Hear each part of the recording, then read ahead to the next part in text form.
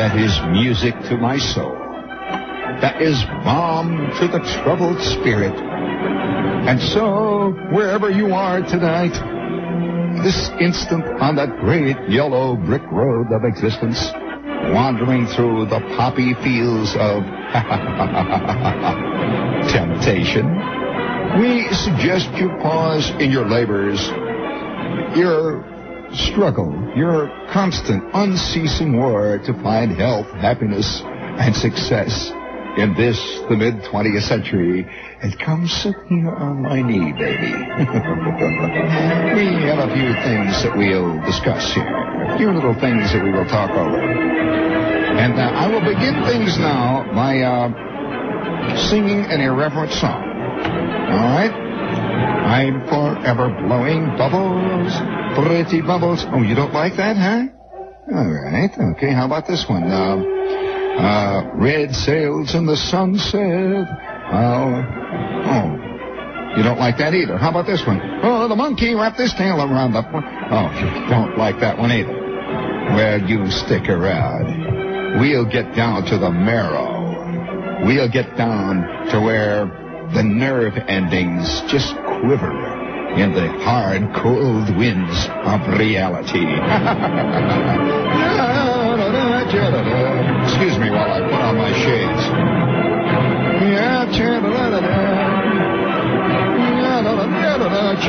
You can tell right away that I'm not Chet Huntley, can't you?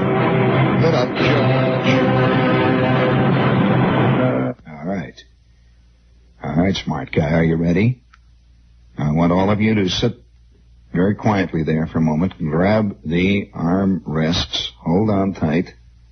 I want you to look with a long, hard, cold stare at that loudspeaker grill on your dashboard. Are you ready? This is not a rhetorical question. I'm asking you a real question. Are you ready? Okay. All right. We now begin. And we have to set the scene first. You're looking at a bar, see? A Texas cowboy on a barroom floor had drunk so much that he could hold no more. And so he fell asleep with a troubled brain, sleeping away there on a barroom floor to dream that he rode on the hell-bound train. A hell-bound train. The engine with murderous blood was damp and was brilliantly lit from a brimstone lamp. An imp for fuel was shoveling bones. Think about that for a moment. An imp for fuel was shoveling bones. While the furnace rang with 1,000 groans, the boiler was filled with lager beer. And the devil himself was the engineer.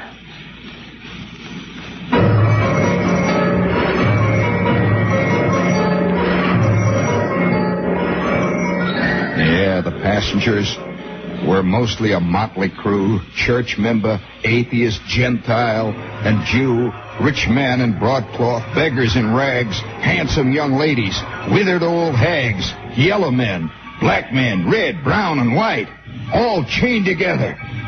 God, what an awful sight. While the train rushed on at an awful pace, the sulphurous fumes scorched their hands and their face. Wider and wider, the country grew wider. The country grew. It spread out on all sides, and faster the engine flew. Louder and louder, the thunder crashed.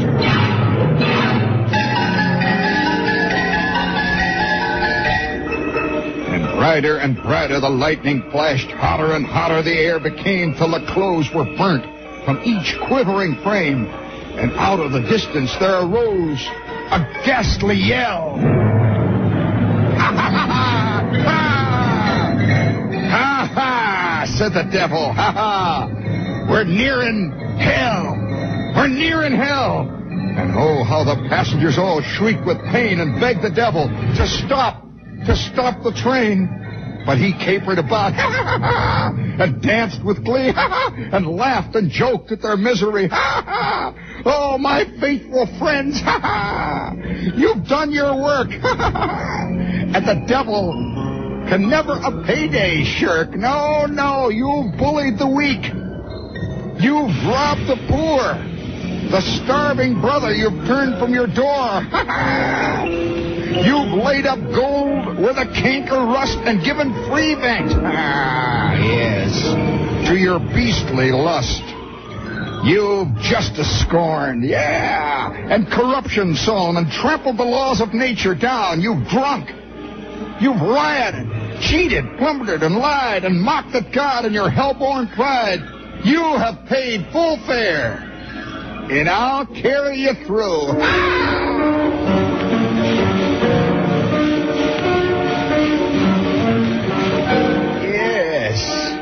Yes, for it's only right that you should have your due. Of course. Why, the laborer always expects his hire. So I'll land you safe. I'll land you safe in the lake of fire. Come. Yes, your flesh will waste in the flames. In the flames that roar. My imps will torment you evermore, evermore, forever, ever.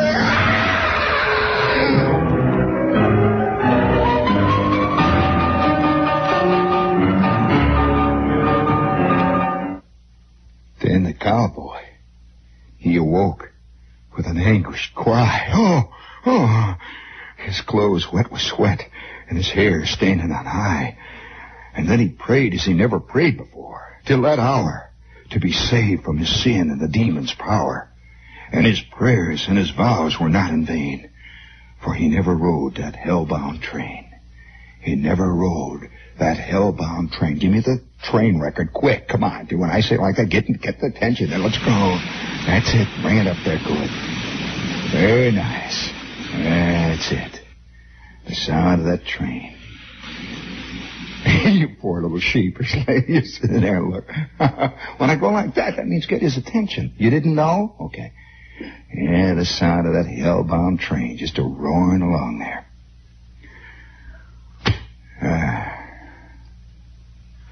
Boy, that's a sweating one.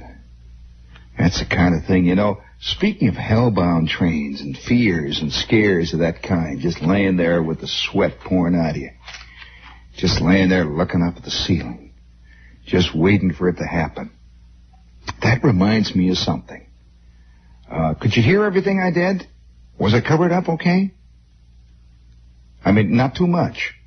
Was it dramatic enough? Or do you want to do it again? No, I can do it again. Was it okay? It's fine. All right. All right, fine. Now, I've got these fears, these fears of the unknown, something coming out of the dark and sneaking up on you.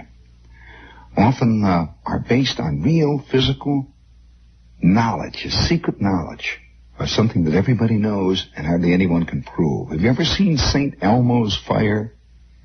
Playing about the rigging of a ship? Just playing about that top. Oh, boy, I'll never forget the first time I ever saw. Now, this is have you ever heard of St. Elmo's fire? Well, St. Elmo's fire is a physical manifestation of, this is a long, complicated theory here about magnetism and earth magnetism, waves of force, electronic, anyway, we don't go into that. But let me tell you what St. Elmo's fire looks like. I remember one time, I heard about it as a kid, Oh, forever. I heard about St. Elmo's fire. And one night, I am in the Signal Corps. Now, come on, don't argue about it. Let's wait after the show. One night, I'm in the Signal Corps, say.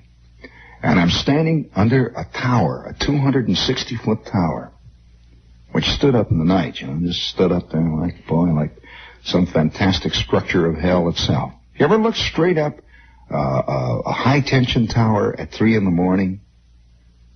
Well, it's somehow scary. And during the day, it's a structure.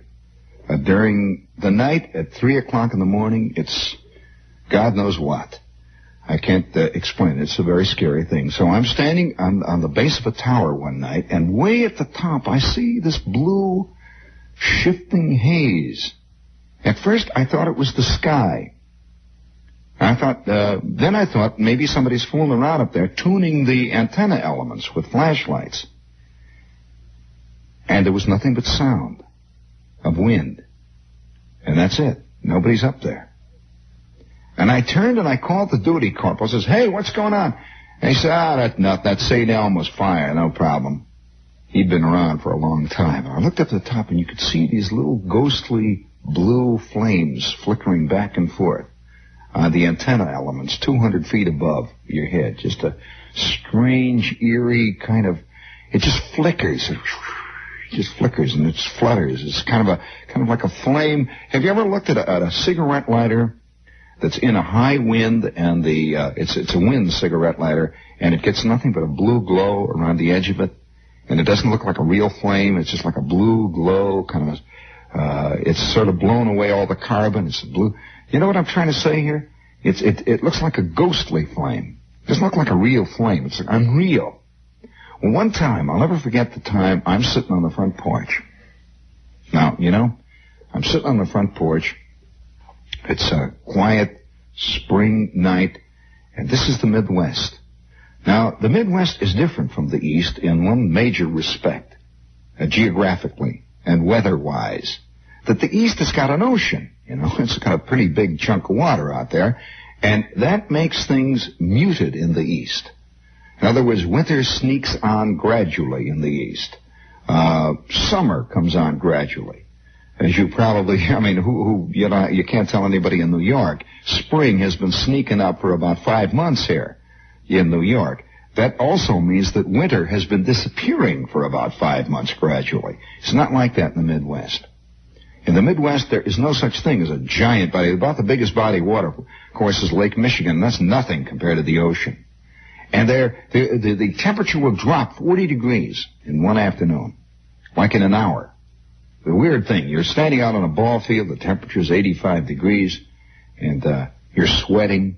Maybe it's 90, and the water, the sweat is trickling down your back and rolling down your backbone and gathering down around your belt. You're in the outfield there. And just like that, instantly, it's like somebody has opened. Have you ever walked into a store, into the meat refrigeration department? It's kind of warm in the store, and they open the door and this cold breath comes out at you. Well, that's the kind of wind that suddenly hits without any warning. It just goes, whew.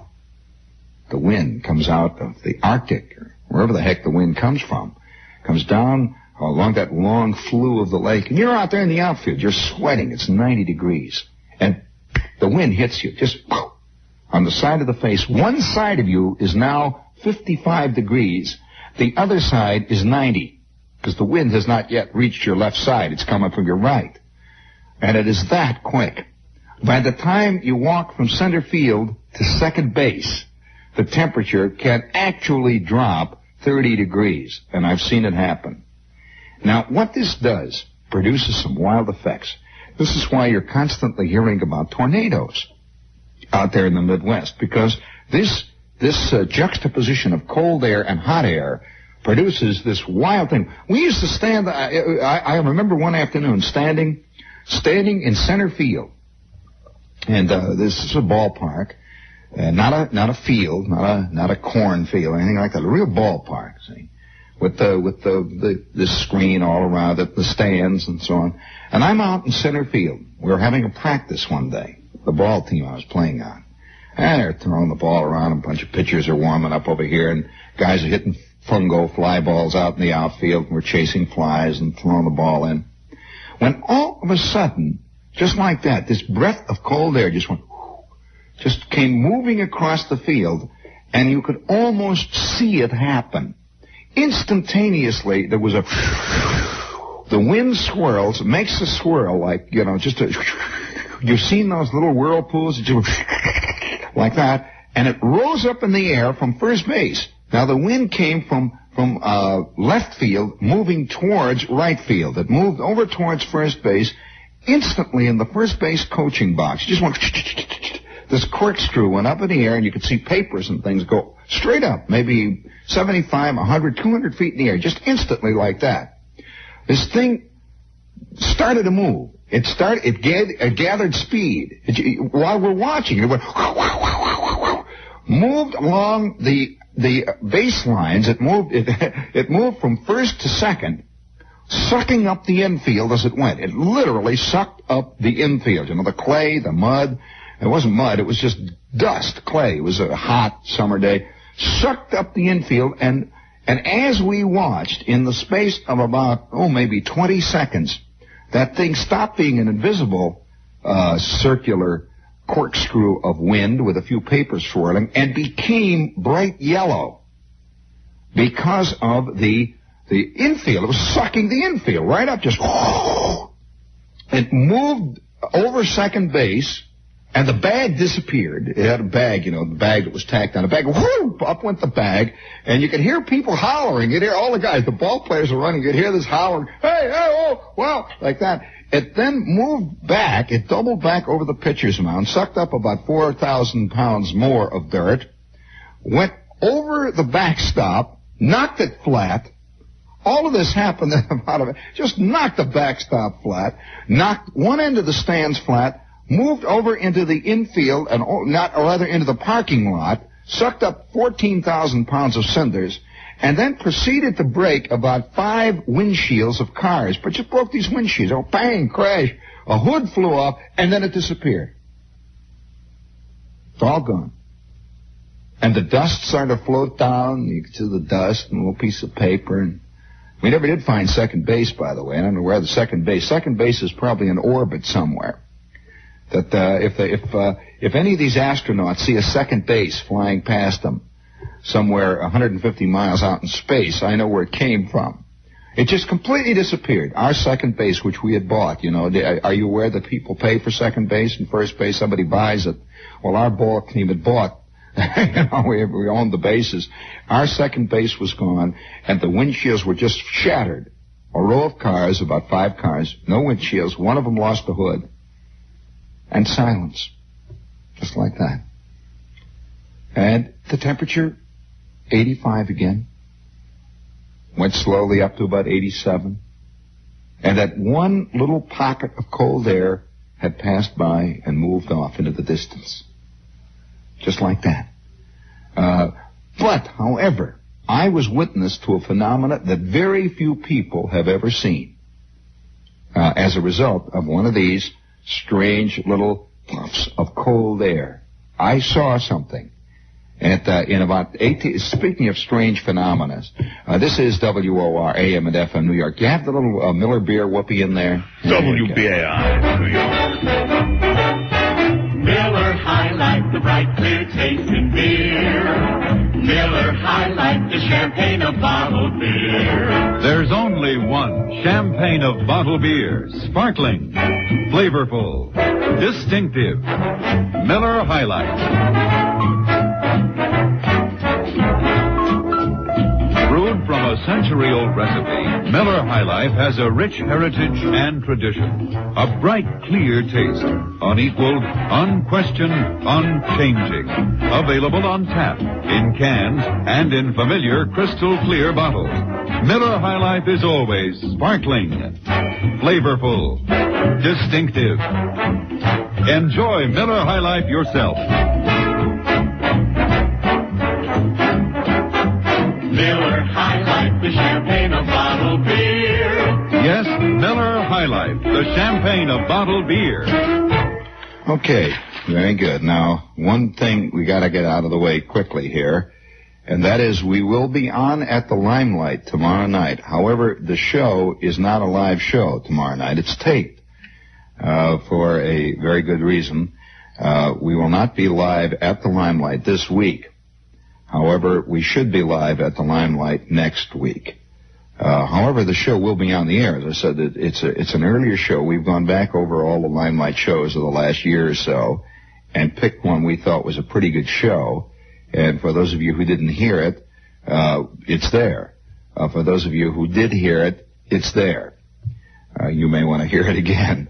That's tomorrow night from 10:30, our usual time, the Limelight, okay?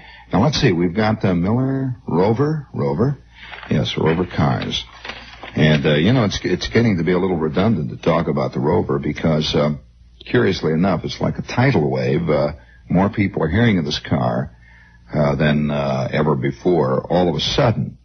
And I suspect it's a reaction to the adverse criticism of a lot of automotive engineers around the world. On behalf of the American designer, I can only say this, that there are very few safe cars built anywhere, contrary to public opinion. The automobile, as a mass-produced means of transportation, has a lot of engineering problems that can't be so easily solved as writing a snappy book about it. And also it's commensurate. You have to realize too that they're turning out a piece of gear that if it were turned out to the kind of public safety that most people seem to expect, it would cost maybe $8,000 for the average small car. It's a fact. It's just an absolute fact of nature and mass production.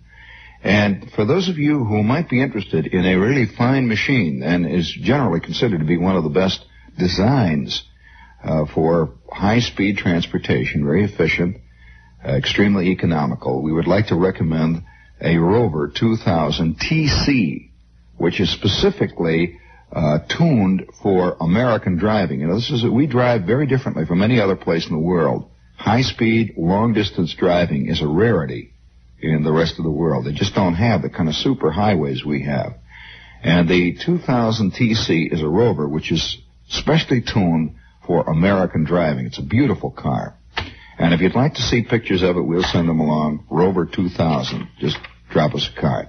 Now, this is another kettle of fish as far as transportation is concerned. I happen to be a person who enjoys his motorcycle as a kind of hobby. I've had a motorcycle now. Let's see, the first one I got was 1959, thereabouts. And the current motorcycle that I am driving is a Honda 305 Super Hawk, which is a fine machine, and I would not recommend it to every neophyte type motorcycle driver. This is a lot of machine. And if you're thinking in terms of a motorcycle, I could give you no better advice than for you to consult with Fleischmann. This is one of the biggest motorcycle dealers in the world. They have 5 different locations out on the island, and any one of them can give you great service. They'll get the insurance for you. They'll teach you how to ride it. They'll pick the proper machine for you. You know, you just don't go in and say, give me a motorcycle. And that's not like a car. There are many different classes and types of motorcycle. And they're all made by the same manufacturer. In other words, Honda makes a motorcycle that ranges all the way from the little putt-putt for the girl with the Courage boots, all the way, and that can be, incidentally, one of the more dangerous of the machines. Most people think the slower and the littler, the safer it is. It's quite the opposite. But they build them all the way on up to the top competition machine. So when you go in, you've got to get good advice. And Fleischmann will give it to you. They won't sell you something that you shouldn't have. This is Fleischmann. They're out in Long Beach. They're out on West Islip and in Bayshore. There's one in North Shore, Fleischmann Honda North Shore, Northern Boulevard in Douglaston, Long Island. And there's one, the one I go to all the time is in Queens. It's on Queens Boulevard, about a mile west of the Macy's. Ask for old friendly Al there. He'll put you straight. Okay, we're all cool now? All right. Now, getting back to this phenomenon of the tornado. You know, very few people have ever seen a tornado. I have been, I don't know whether it's privileged or cursed to have been present on 3 separate occasions. Now, what I saw there, what I just described, was really not a tornado. It was an embryonic tornado that was aborted. That is a tornado that started out, but that did not follow through. In short, a tornado can be, you've probably seen a little whirlwind once in a while when you go to a ballpark. This is really, in some way, this is kind of a spawn tornado, but not a real one. Many tornadoes, which people see at the ballpark, they'll see a little spinning wind. This really comes from air currents that have gathered in the stands and have formed a circular motion and that produce this little whirlwind. That's a whirlwind, but a tornado is a different scene. A tornado comes from a clash of two types of air hitting together. It doesn't come from wind blowing under the second deck at Yankee Stadium.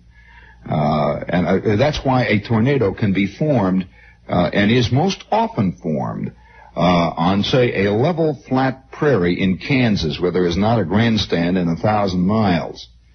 When suddenly out of this wheat field will come this monster. And I'll tell you, if you've ever seen a tornado, you will never forget it. It is one of the things which I think is one of the most awesome, wild, scary sights in all of nature. And I have happened to have seen 3 of them and was once caught in one. A tornado one time passed by not more than, I would say, 100, maybe 200, maybe 150 feet from where I was. And it just came out of the blue like the proverbial bat out of hell. And just tore the roof off of a building I was standing next to. It tore down 3 high-tension poles right in a line in the middle of the steel mill where I was that day.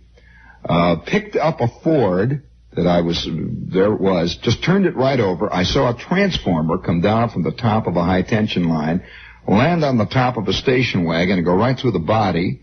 And all the high tension, the 30,000-volt lines came down with explosions and rushes. Don't tell me about tornadoes. I saw this. It pulled crazy. You know, the funny things about tornadoes, I don't know whether this is boring you or not, but some of the funny things about tornadoes is it's almost impossible to exaggerate the odd things that they will do. You've always heard about the straw that is driven through the 8-foot solid oak, that kind of thing. But they will do odd things. They're selective. For example, I had a bag on me, a big leather bag. I was working as a mail boy in the steel mill. And I had a big leather bag, you know, a mailman's bag, big bag on the side, and I had this mail. And I had a flap over the top of it. And suddenly this wind hit. Now, I didn't get blown by the wind, actually. I did not feel any wind. I heard this tremendous noise, this just unbelievably overwhelming noise. It's like a 10,000 freight trains are running right over you. You can't believe it. It breaks your eardrums. And many men have had their eardrums broken by pressures of one kind or another, by being near a tornado.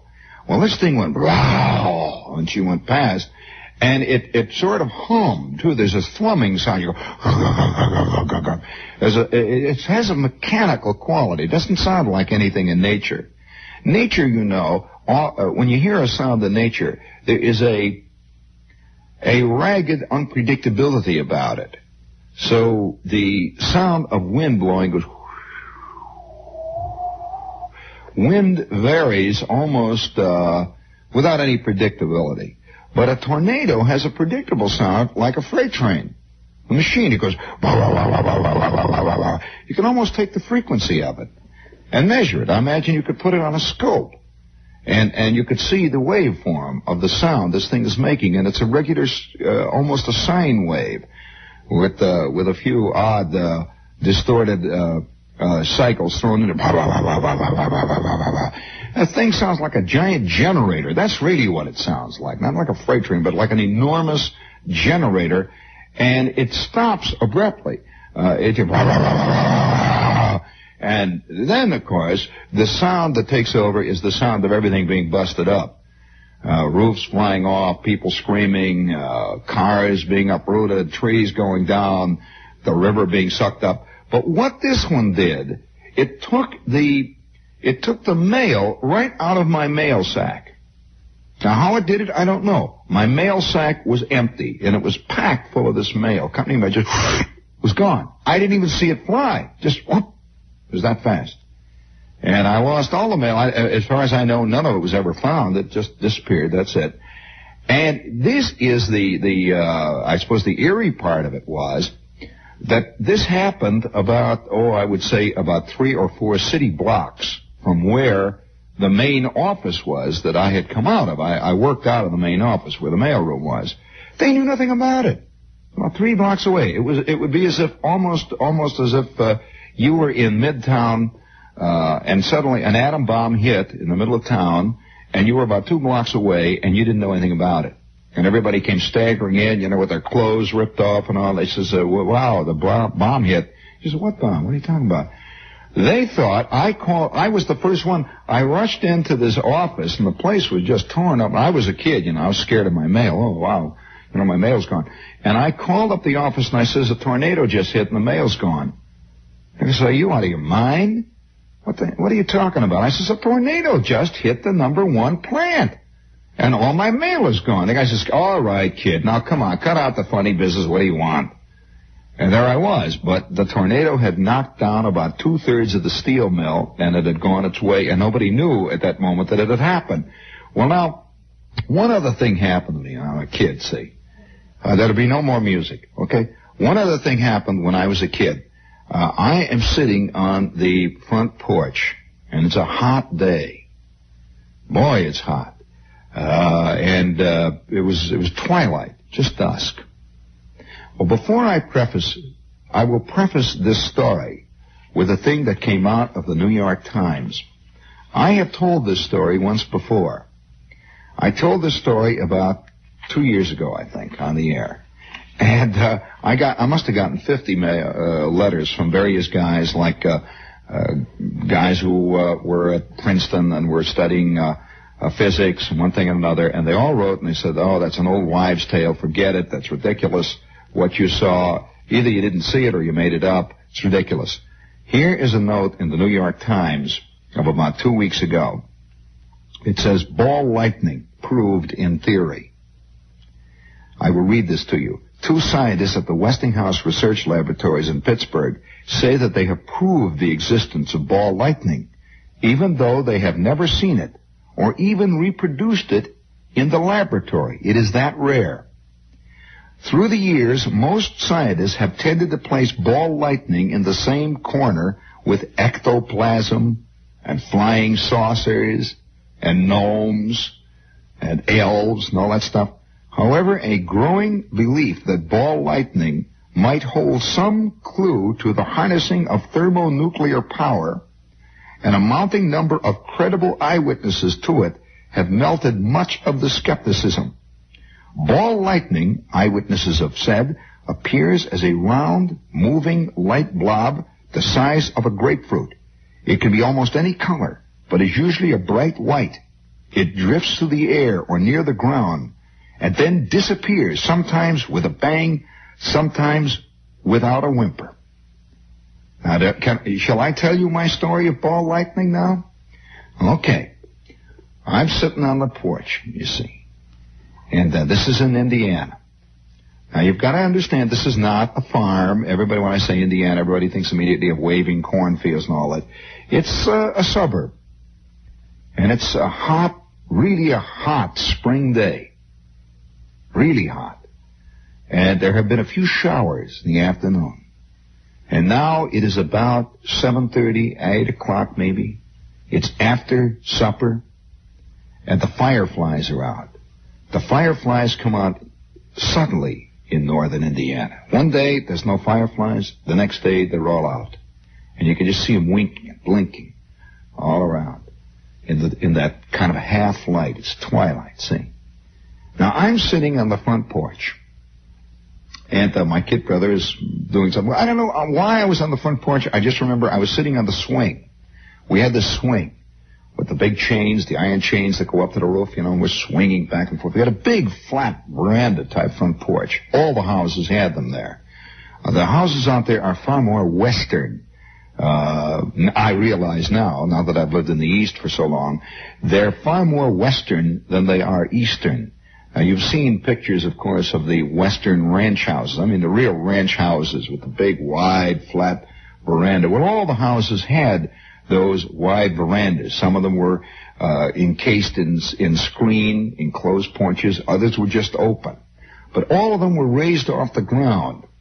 They had steps that went down, and there would be a lawn out in front and a little terrace, and then that would be the street down there, the street and the sidewalk. There was always a lawn out in front, and usually along the side of the porch, all around the side and the railing, would be the snowball bushes, and there would be lilac bushes, big bushes that grew high, all kinds of bushes, usually snowball bushes or lilac. There were other kinds, but they'd grow high, up almost even to the top of the railing. And every porch had a front swing. These swings, there were different types. There was the two-seater type, and then there was the single type, just to swing back and forth. And we had that kind. And it would seat maybe 2 or 3 people. If there were 3 little people, there were 2. They were, two. And grandmothers would sit in these swings all the time, and mother types, and watch, just sit out there. And there would be hundreds of people for blocks around, would be sprinkling and watering the lawns. And once in a while you'd hear the sound of a lawnmower somewhere, some guys cutting the lawn. Well, it is that kind of an afternoon, and it's been hot all day. It's now after supper, and I'm sitting there on the front porch, and across the street, Mrs. Stryker, who was the terror of the neighborhood. Mrs. Stryker, there were 2 of them. This one was particularly enigmatic. Mrs. Stryker was the lady who constantly called the police. Now, we had another one who always did that, but Mrs. Stryker was more unpredictable than the other one. Mrs. Stryker was the kind who, from time to time, would allow a foul ball to roll across her lawn, and in fact often fielded it, and then would get into the game. On another occasion, a foul ball would go across the yard, and instantly the squad car would be there, and 6 kids would be yelled at, and the whole scene. So there's Mrs. Stryker over there. And Mrs. Stryker has her radio going. She was a radio nut, and she was hard of hearing. And there were constantly people yelling about Mrs. Stryker. She would turn her radio on. You could hear it for blocks, and the radio would be playing. What's the matter, hon? Is there trouble in there? 5 minutes, okay. And so the radio would be playing, the whole scene, and it was hot. And boy, you could hear the sound of the sprinklers going. That sound, that sound of whoosh, whoosh, whoosh, sprinklers squirting water. So I'm sitting there on the porch, got it? My kid brother's banging around, rolling around the floor. And a couple of cars go by. When all of a sudden I see coming down the street this peculiar thing. It looked like a motorcycle. It's coming from way down towards the left, out towards the swamp. At a swamp that was about 4 or 5 or 8 blocks to the left. That would be to our west. As I sit there, to the west, about maybe 4 or 5 blocks, where the sun is now going down. I see this light coming. It's coming right down the middle of the street. Just right down the middle.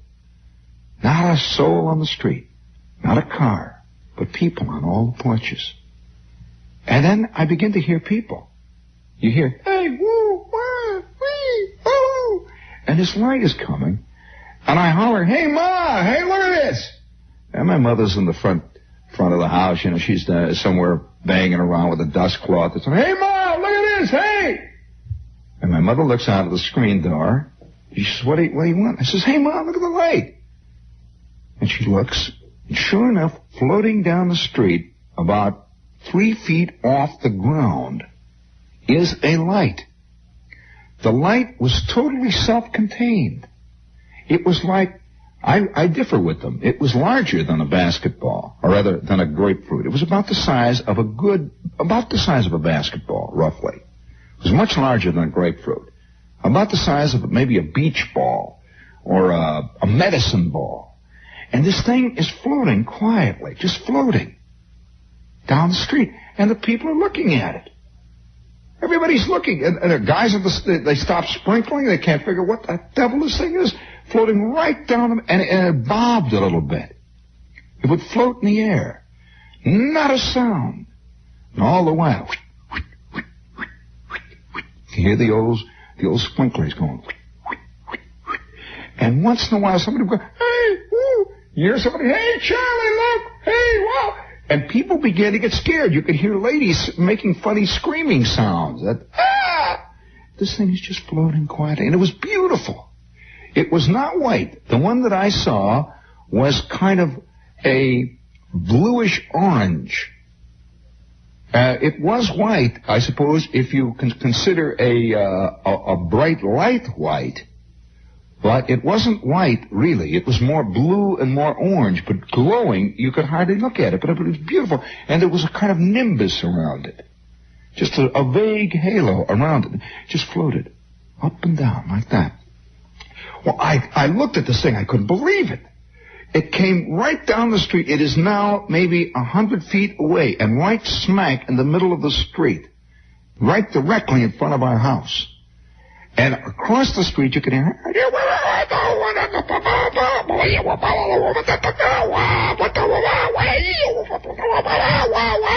You could hear Mrs. Stryker's radio. Well, this thing stopped, paused for just an instant. It just was floating. I can still see it. It floated like it was on waves. It floated and it stopped in front of the house, right directly in front of our house for about, maybe a millisecond or two, just a brief pause. And then it drifted. It made a slow drift to the left and started to drift up over Mrs. Stryker's lawn.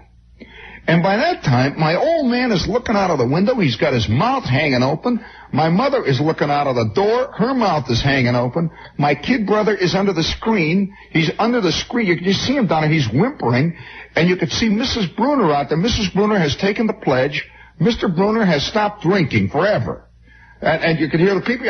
This thing floated right up over Mrs. Stryker's terrace, floated up over her lawn, and went right in through an open window.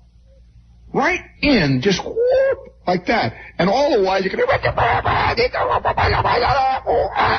you hear a radio going. She is in the living room there listening to Bing Crosby or something. It floated right in through the window. And the people all down the block, there was a kind of a, everybody watched this thing float into her house. There was a pause. It lasted maybe about 10 seconds, a pause. And then all of a sudden you hear, boom, and silence. The radio stopped. Just like that. The radio stopped. And then you could hear Mrs. Stryker.